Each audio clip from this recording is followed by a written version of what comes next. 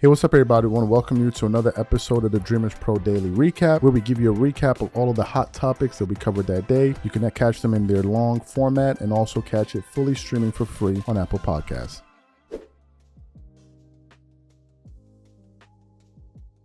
About 2 days ago, the Lakers played a game against the Phoenix Suns, a game in which that they were dealt with easily in a shocking blowout.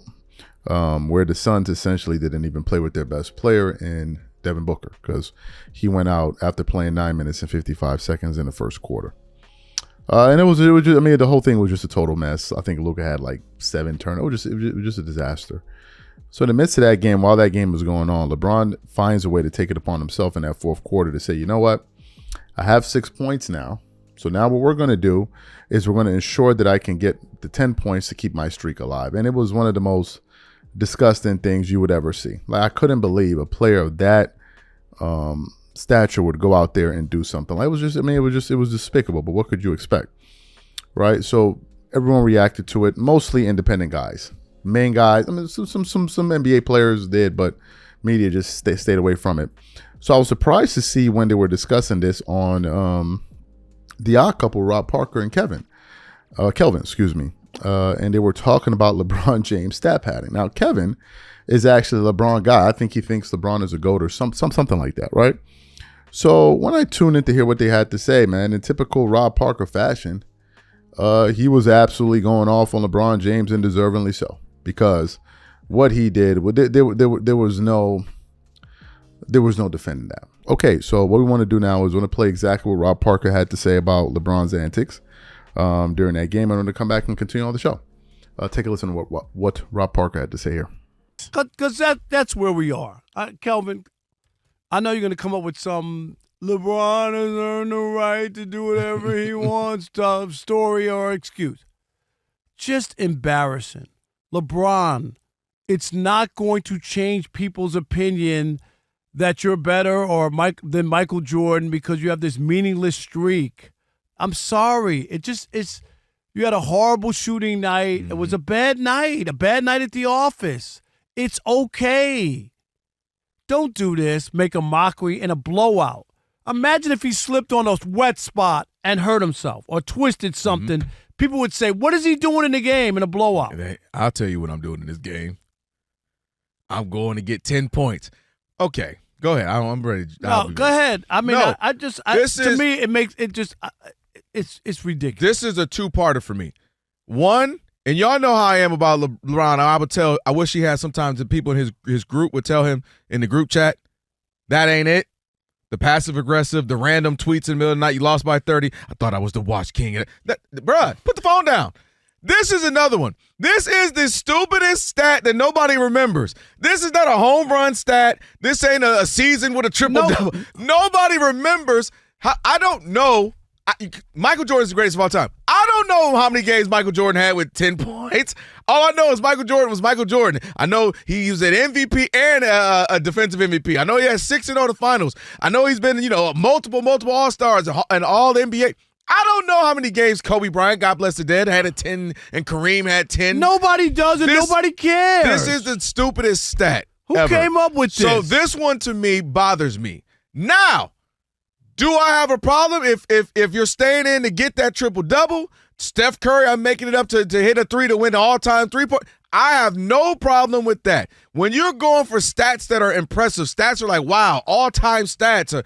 Michael Strahan trying to get the sack and Brett Favre, saw him coming and kind of those are legendary stats. We all know the numbers. We all know those. 10-point game is – come on, Brian. 10 – not 20. 20 is, that's impressive. 20, okay, a couple, however many games it's been with 20 points. 10 is that. So this, to me, is a two-parter for me.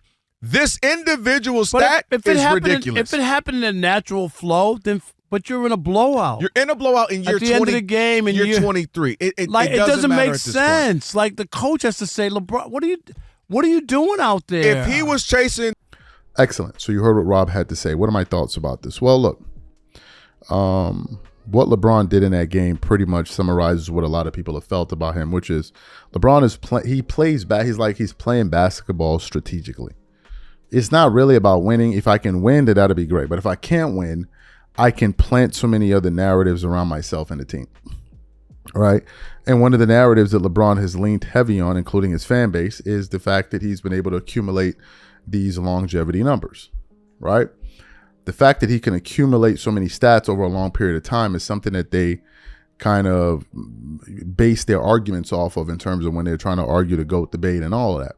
But given the fact that this year he's not having an outstanding year in terms of numbers, he's averaging 15 points per game on with 4 rebounds and 7.2 assists. So LeBron fans can't go to that. So instead, they're going to go to, well, at least he's getting 10 points a game every single night, right? And for them, that's enough. That's enough for them to feel like, okay, you know, this entire thing is worthwhile. Now, to me, it was just a disgrace. And I'm going to tell you why. How in the middle of a game that you're losing, how is it a focus of yours to go out there and stat pad? Right? And if you can do this in a scenario like this, how many times have you done this in the past? How many? Because LeBron has understood something, which is if I can get my numbers and get my stats, if we lose, that's going to be enough cover for me. My fan base is going to say, well, this and well, that. Some of his fans have been saying, well, he's old. So if he's old, so why is he playing? If he's old, why is he playing? Why doesn't he retire if he's old? It's almost like as if he's old, he should just be able to go out there and do whatever he wants. And if he does poorly, you can't say anything about him because he's old. Does that stop you guys from criticizing Michael Jordan? Of course it doesn't. When you used to hear Shannon Sharpe on TV talking about Michael Jordan when he was on the Wizards at 39 and 40, whatever it was, that didn't stop you jokers from making fun about me. I'm like, come on, like, what are we doing here? Right? What exactly are we doing? And MJ at 40 looked better than the guy LeBron at 41 or 40, 41, whatever you want to call it. Right? And he was playing on a team with a lot less talent. Like a considerable amount of less. Like LeBron's playing with a top 3, top 5 player. Who was Michael Jordan playing with on those Washington Wizards teams? Who was he playing with? Right? But when you now have the NBA world calling and the sports world really calling you out for this, it really says a lot. And that clip went pretty viral, right? It went pretty viral, but people in media just acted like as if nothing happened. But we saw it, right? So when those of you sit up there and ask, hey, why don't you have LeBron in your top 5? Remember when I keep talking about his antics? You know how I always go back to antics? This is what I'm talking about. It's the antics. And I asked an NBA player, I'm like, can you imagine if he did this with Kobe Bryant? It's not Gilbert Arenas. I asked an NBA player, I'm like, can you imagine if he did this when Kobe was on this team? He said, they would have fought. He said, Kobe would have fought him if he tried to do something like that while they were teaming. He said they would have fought right there.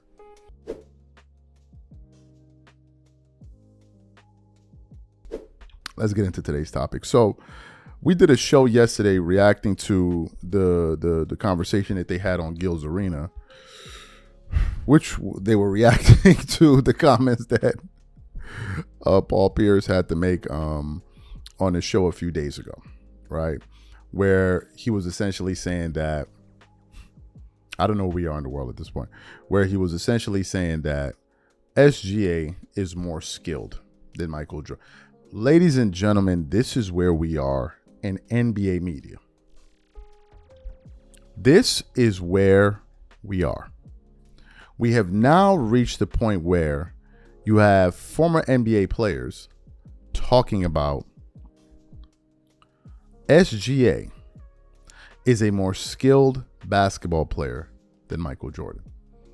And the perpetrator of all of this was none other than Paul Pierce himself. And I think it's important that we play what he said because it's going to give this video some context. Okay, excellent. So what we want to do is play what Paul Pierce had to say here. I want you guys to listen to this insanity, and then we're going to come back and continue on the show. Take a listen to this here. So Jordan had no bag? I didn't say no bag. I just don't think Kobe and Jordan aren't bag guys. 1-2 dribble pull-ups. Kobe had no a bag. bag. Kobe had unbelievable footwork too, like different. Like what's up? All right. What do we define as a bag? First of all, just handles to the shot. I think to me, Like wow, then get Not it just off. handles, but you have a plethora of moves in your bag. Yeah. The defense does this. They don't I know. cannot go to this. You're not predictable. Yes. You have multiple counters. answers to the test. You have counters. To me, that's a bag. I think they had the capability, but they didn't have to counter because Mike was 1-2 dribble you pull-ups. You were not dog. stopping him to get to a spot, and he's Or athletic enough dunk to on jump you. and So shoot over you. Y'all agree give you a with the shoulder people that bump. say Mike had a limited bag?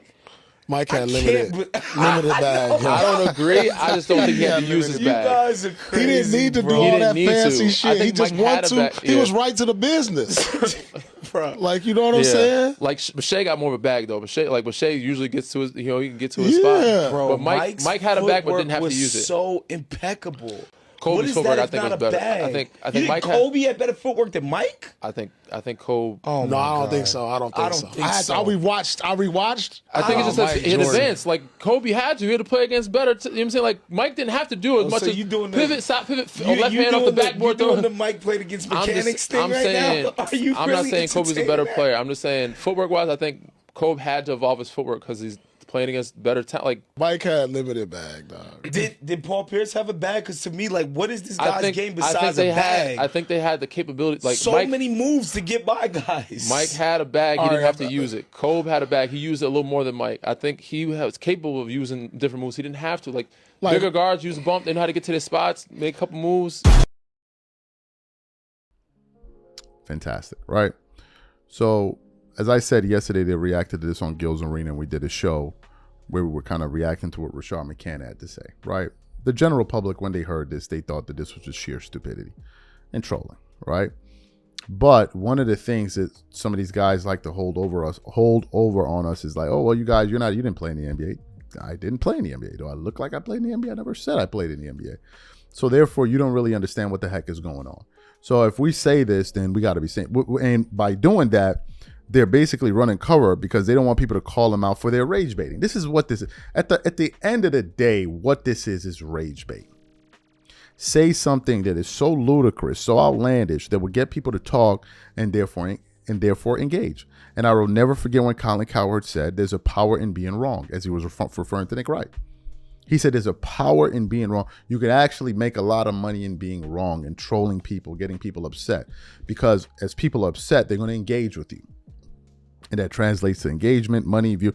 It's another way, right? You can say things that are common sense and not cockeyed, and you can gain an audience like that. But another way you can gain an audience is by saying crazy things, which is what Paul Pierce said here. And it seems like I'm not the only one that felt this way, apart from Rashad McCann, the other NBA players. So Mitch brought this to my attention yesterday, and I was totally unaware about this, but apparently Steven Jackson commented on this nonsense.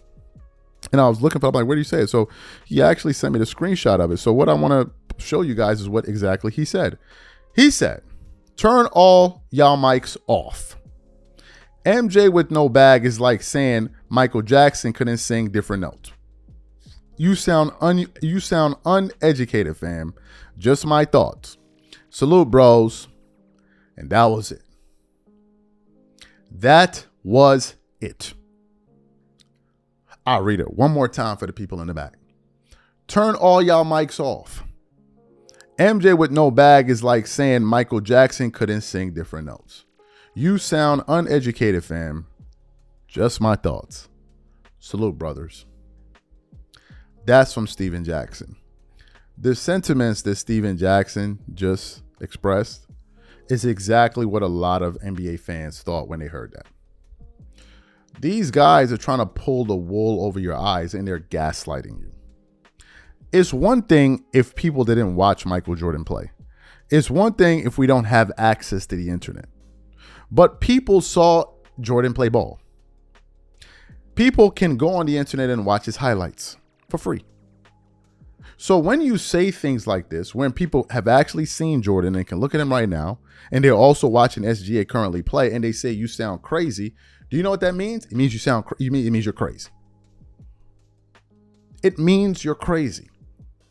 It's rage bait. Nothing more, nothing less. It's rage bait. And people are trying to intellectualize ridiculous points because, of course, they're trying to build this idea out to get people angry. That we know what it is. Right? We know what it is. Kobe Bryant patented his game after Michael Jordan. Hear the stupidity in this line of thing. Kobe Bryant patented his game after Michael Jordan. A lot of people view Kobe as arguably the most skilled player to ever play ball. So the guy that he patented his game after has no bag. Do you hear how stupid this sounds? Do you hear how stupid this sounds? Well, this is what you guys are saying. And SGA, who's trying to patent some of his game after Kobe, where you're now saying that that guy has more skill than Michael Jordan. Like,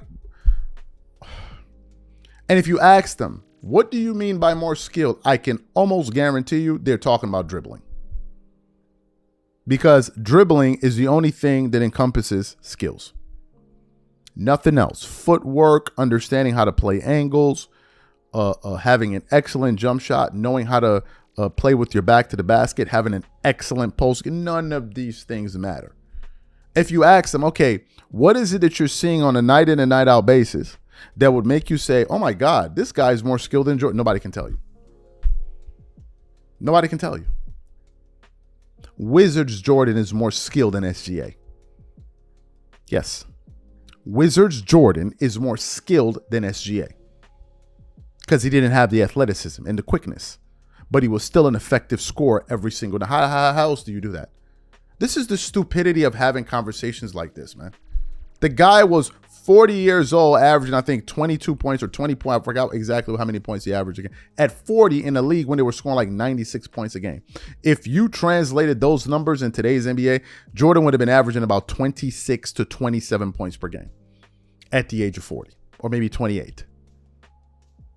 But he has no skill. Who are you fooling? Who are y'all fooling? Y'all are fooling little kids that don't know the difference between their heads and their asses. They're the only ones that will fall for this mumbo jumbo. Who are y'all fooling? We didn't like y'all acting like as if we don't have videos of DeMar DeRozan talking about just how skilled MJ was at 40 and studying Jordan is. Like, who are y'all fooling? And the rest of the serious NBA players are looking at these guys like, this is just a clown show. People are just up here saying anything for the sake of saying anything. And they're only doing this to pander to LeBron fans. That's all. Because this is who this helps. But they're so intelligent and we're all so dumb that we don't know what's going on. Paul Pierce is just saying anything, bro. He's saying anything. Anything at this point. Anything. Those are irresponsible comments, and I refuse to have an argument about something as unserious as that. This is the problem. It's an unserious conversation, but many people have made peace with the fact that they're just going to say dumb shit to make money. Now, I, for the longest time, has said that I believe that Stephen A. Smith is a political grifter. Number one. Number two, I've also said that I don't even know why the hell that he's doing that. Why the hell he's doing this. And it looks like a lot of people are beginning to catch on to what Stephen A. Smith is doing, right? And this is something we're going to talk about. But before we even get into that, please make sure you sign up to our free newsletter we called Champions Digest. We have it pinned in the comments below, where it's a newsletter where you get fresh, no-nonsense takes on the NBA in under 5 minutes every Sunday. So please make sure you go ahead and do so. We have over 600 signups, so make sure you guys go ahead and join and be the first people to get the notifications when we start dropping these articles. Anyway, let's get into this topic here, right? I've been one of the people that's been vocal on this, and we did a lot of shows in October that did very, very well talking about this, right? Now, Stephen A. Smith fashions himself as an independent. I've always said he's not. I think that Stephen A. Smith is a Democrat or liberal, however you want to describe him, because all you have to do is just go back and listen to some of his rhetoric over the last, 10 years, and you'll be able to figure that one out, right? So I was, and as a matter of fact, he even ended up voting for Kamala Harris to become president. So I'm like, when did you all of a sudden discover you have this love for the Republican Party and Donald Trump and all? I'm like, what is going on here, right? But for whatever reason, Stephen A. Smith decided that this is the road that he wanted to go down. And I think the reason he did that was simply because at the time, that was the thing that was trending. If you want to do a podcast, especially if you're going to be talking politics, you're going to be a conservative, a MAGA, or however you want to describe it, right? Because that was what was trending. But as time has gone on, people are beginning to peel off somewhat. Some big names are beginning to become a little bit skeptical, but Stephen A. Smith has still been going 3,000 miles an hour down the road when it comes to this kind of stuff, right? And I said that, look, no one in the Republican Party takes Stephen A. Smith seriously. And even when Donald Trump said he liked him, I said, yeah, he's saying he likes you because he's like, yeah, you should run so I can beat you, or somebody who I like can beat you. Not because he wants you to be the next president. Like, who are we kidding here? But nevertheless, I think Stephen A. Smith felt that was the case. But most people saw through it and realized it was just a bunch of BS, and the Republican Party was using him, right? They were using him because that's exactly what they were doing. So this morning I came across a pretty interesting article here from Awful Announcing where they seem to be pointing this out. And it's from, and it says the headline, it says, Dan Dakich, Stephen A. Smith has become a useful idiot for the Republican Party. I'll continue on. It says Stephen A. Smith has spent the last few years expanding his reach beyond sports. Chiefly, he's fashioned himself as a political pundit who may or may not run for president. When it comes to politics, the ESPN and SiriusXM talking head has occupied a strange space, at once claiming he'd run for president as a Democrat, but spending most of his focus on how terrible Democrats are.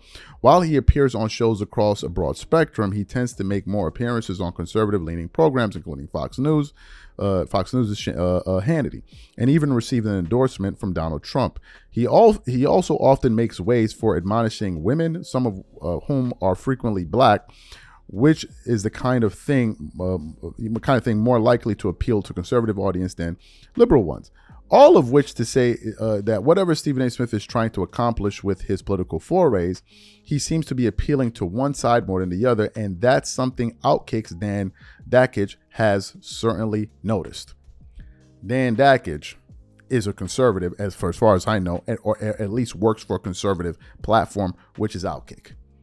And he is here calling Stephen A. Smith a useful idiot for the Republicans. But before we even get into his comments, we actually want to play what Stephen A. Smith recently said that got people absolutely roasting him because he decided that he was going to attack Senator Mark Kelly for saying that you shouldn't obey unlawful orders. Take a listen to Stephen A. Smith making an absolute buffoon of himself. Take a listen to this here. If anybody knows that, it's Mark Kelly.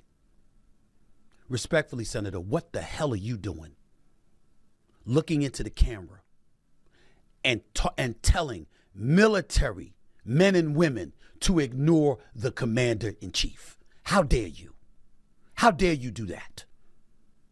That's right, I'm calling out. I never served in the military. That's true. I have family members who did. Some of my best friends have Marines, Air Force, Navy, Army. I haven't heard one of them, not one of them, say that was okay. How dare you do that? Is it treason? No. Is it punishable by death? It shouldn't be. So the answer is no. But you know better, Senator Kelly. You know better. How dare you do that? What are you supposed to do? You're a ranking senator. You could go to the Senate. You could go to the House. You can draw up paperwork. You can try to start articles of impeachment if you think there's something illegal. I mean, damn, it ain't like y'all haven't done it before. You impeached the man twice. Where'd that get you? Got his behind back in the White House.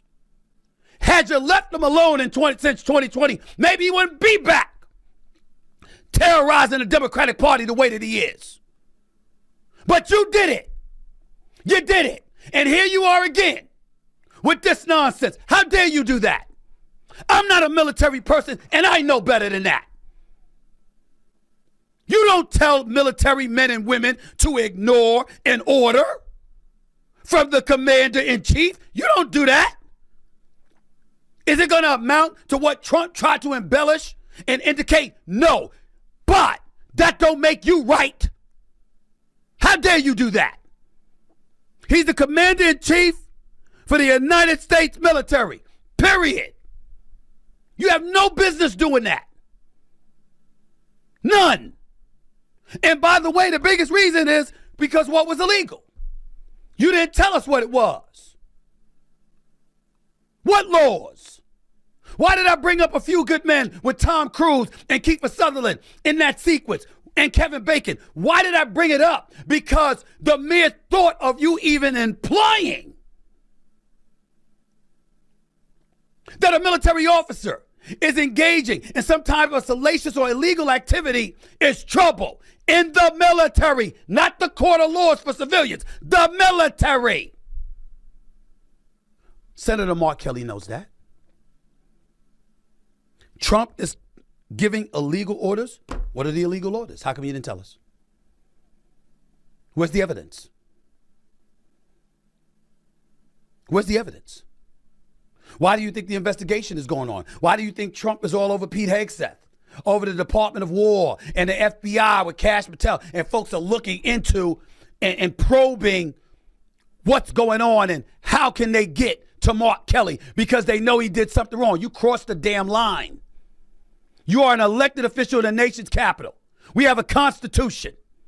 You got a problem, you go through the necessary process. Whether it's Hakeem Jeffries in the House, whether it's Schumer in the Senate, or anybody else. That is the point that's the process you're supposed to go to. You don't go in front of the cameras and give military officer or military personnel a directive to ignore their commander-in-chief, and you've given no evidence what his illegal orders were. And if you try to sit up there and say, oh, it was just alluding to a future reference to future situations, oh, so he's going to give you an illegal order in the future. Ladies and gentlemen, that flies over the airwaves of Sirius XM or one of these news networks or something like that. It does not apply in our military. You can't do that. So you heard this here. We did a show, and I think 30,000 people watched that show that we produced. For us in the political space, that's like a video that got 100,000 views because we don't cover that kind of content. And we had so many people that were currently still serving in the military, former military members, and they were all saying Stephen A. Smith is a dunce. All of them were saying in unit. Go through that video and look through the comments. They were all saying he's a dunce. Because he was saying they were all taught you don't have to obey illegal orders. This is what military members were saying. That this guy is a blithering idiot. That's what they were saying. So I want to get to what Dan had to say here.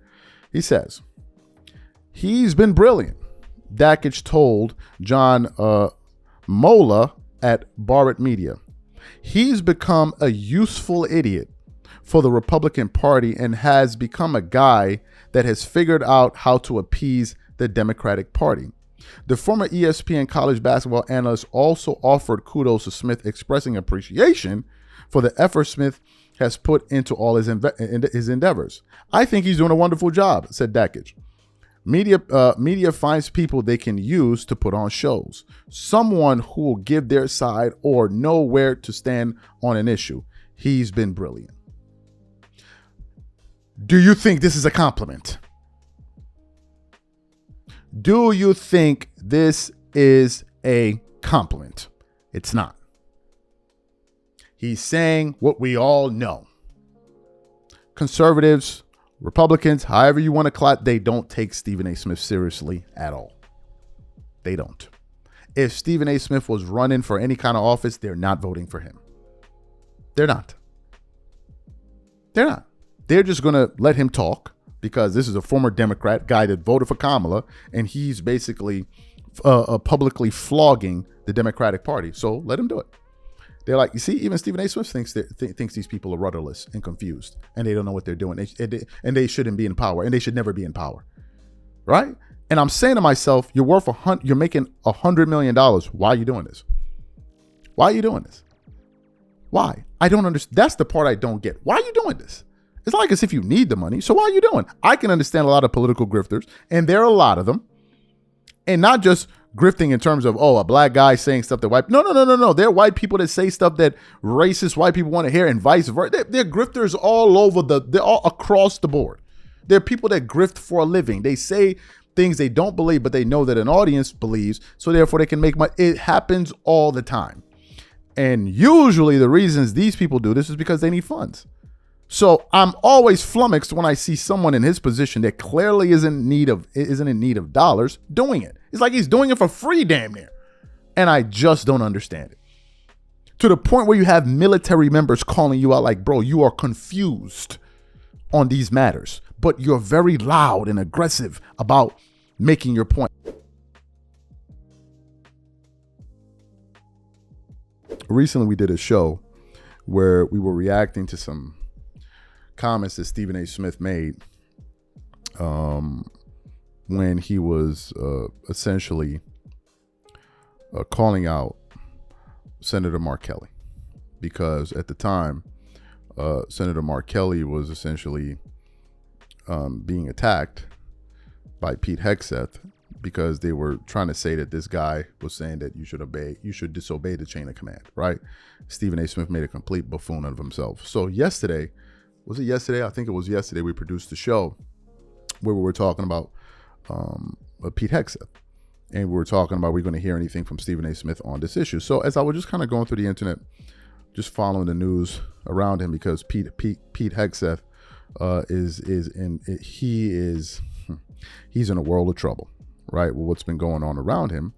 I came across a report here from what's the name of this channel? I got it from, I think it was from ABC, CBS News and Face the Nation, and it has the following headline saying, Pentagon Signalgate report finds Hegseth violated Defense Department regulations, sources say. So what we want to do is I want to play a little bit of this sound here just to catch maybe the rest of the audience up to what's going on here. And I'm going to continue on with the show. Take a listen to what this report had to say here.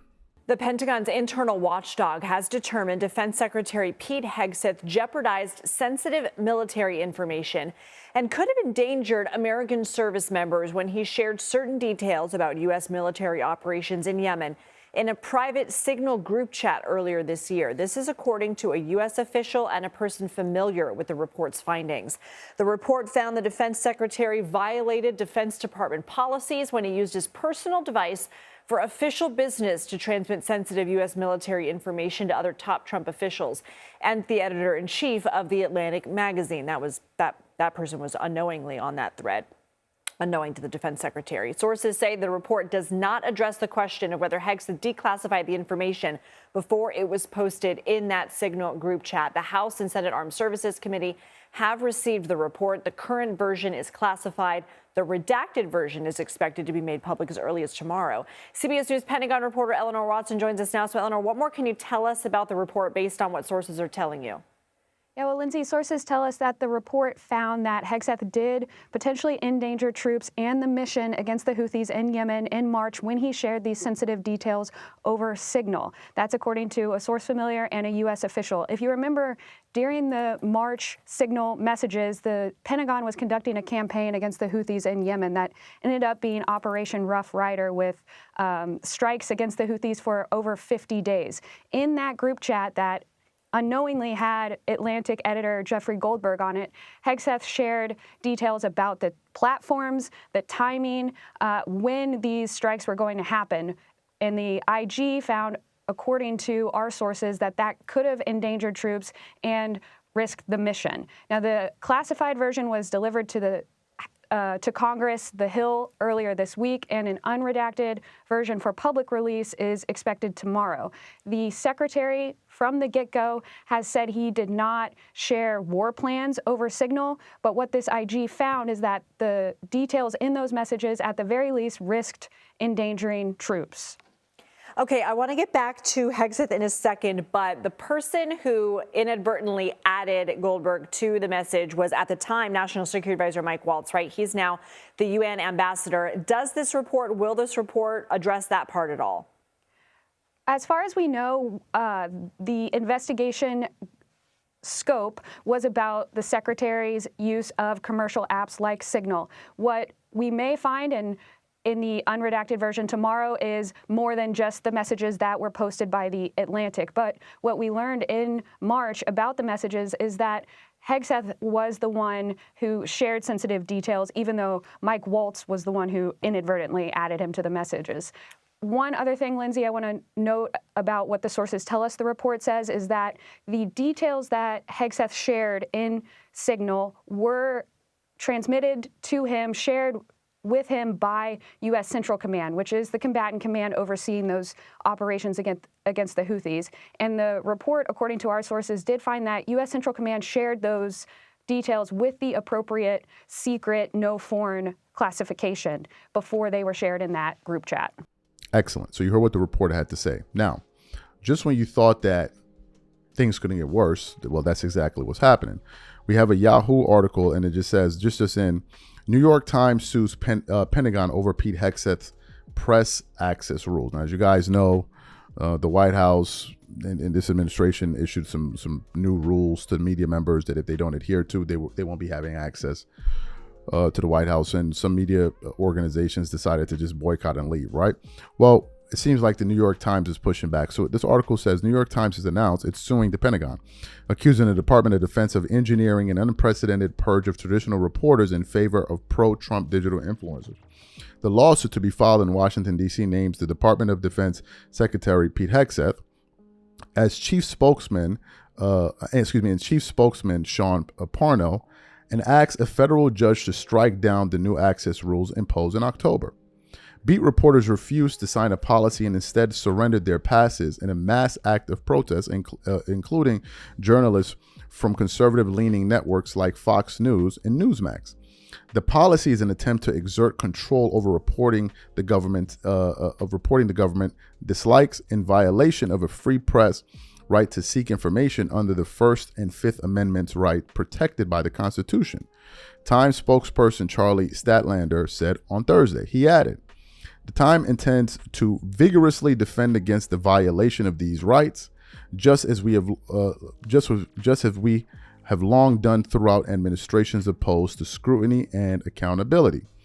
Hegseth previously brushed off criticisms of his policy, insisting the curbs are rooted in national security, but media groups say the episode fits a broader pattern of the Pentagon's embracing cultural war influences while veteran correspondents wait outside the building. So that's what that report had to say there. But it gets worse, right? And I'm going to go back to the title of this particular show here, because apart from the fact that they're saying that he violated the Defense Department regulations, we also have an article here from, what's the website? AP News.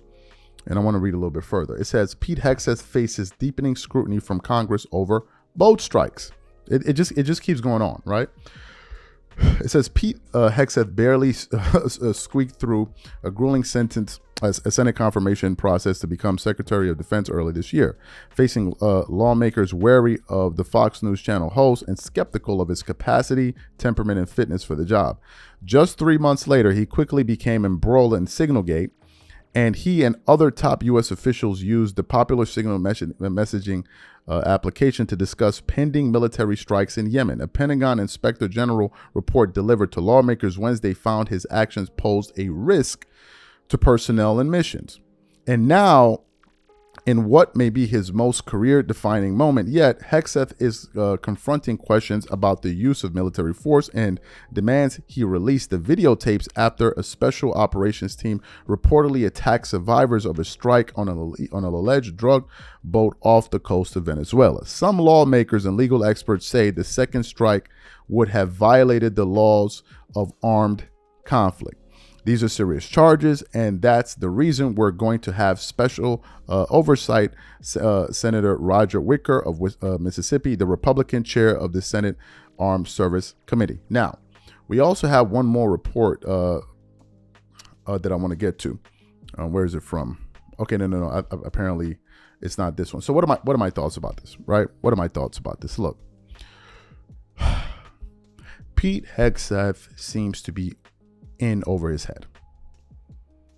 The blunders are becoming too they're happening too much, right? The frequency is just becoming alarming, right? It's becoming alarming. He's making too many blunders.